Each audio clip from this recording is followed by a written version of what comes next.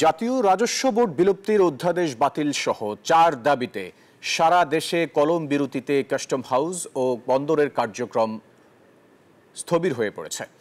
শনিবার সকাল থেকে পূর্ব ঘোষণা অনুযায়ী কর্মকর্তা কর্মচারীরা তাদের দাবি আদায়ে কলম বিরতি পালন করছেন।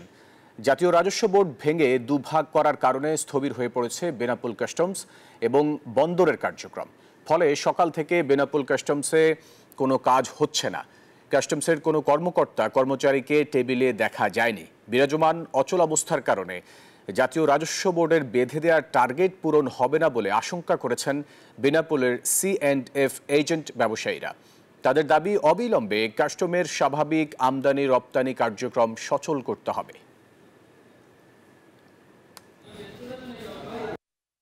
জাতীয় রাজস্ব বোর্ড ভেঙে দুই ভাগ করার কারণে সমস্ত কাস্টমস হাউসে প্রথমে ছিল কলম বিরতি থেকে এখন তারা চলে গেছে হচ্ছে কর্মবিরতিতে যাওয়ার কারণে সমস্ত ব্যবসা বাণিজ্য স্থবির হয়ে পড়েছে। কর্মবিরতির কারণে কাজকর্ম স্থবির হয়ে পড়ছে।